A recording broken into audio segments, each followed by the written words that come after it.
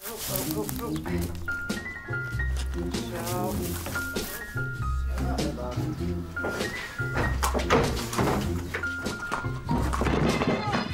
slim als mijn Dirk zou hier nog nooit mee maken. Ik heb nog nooit in mijn leven een hinder gehad die ik net in de kar kreeg.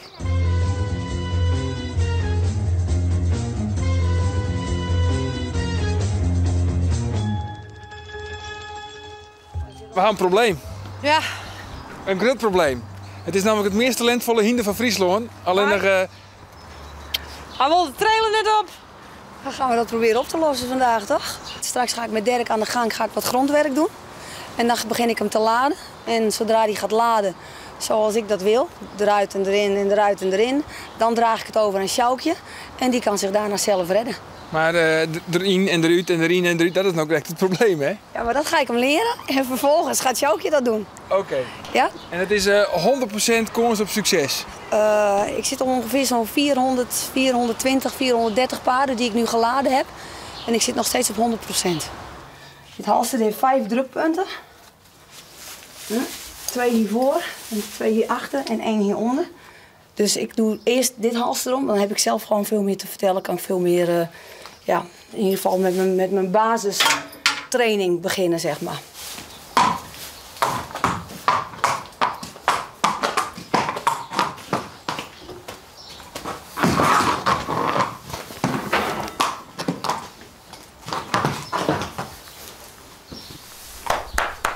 De meeste hinders die hebben hekel aan de eerste keer in de kar, maar dan zie je 2 keer en dan stappen ze erop. Maar deze, nou, die probleem hebben we dus al een hele tijd, dat die eigenlijk eigenzinnig bloedt. 4 drukpunten op een halster. Ja. Niet alles maar zo makkelijk. Nou, precies. Ja. Ja, dit is misschien ook wel wat als het probleem is met vrouwen, hè? Dat kan maar. Ja. 4 drukpunten. Ja, maar ik weet net, ja, dat ben wel drukpunten. Maar... En dan is alles opgelost. Hoe bevalt de eerste kennismaking? Oh, dit is een uitzonderingsgeval. Hij weet wat er gaat gebeuren al vanaf dat hij uit de stal kwam. Hij weet precies waar de trailer staat. Ja, het is wel een beetje een machtsstrijd die we nu samen aangaan. Even snel laten water de basis. Voor een deel, maar het is niet alleen de baas. Want de manier waarop ik werk, daarom beloon ik ze ook heel veel. De manier waarop ik werk is dat ik wil niet dat hij bang voor me wordt.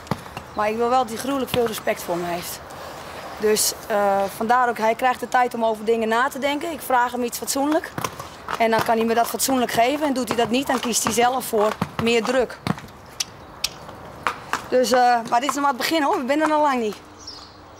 Nou, hier zitten de sceptici. Nee, zeker niet.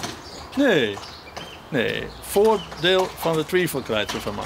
Het voordeel van de twijfel. Ja, wij hebben het zo nooit in, zo hebben we net. Maar ze neemt er de tijd voor.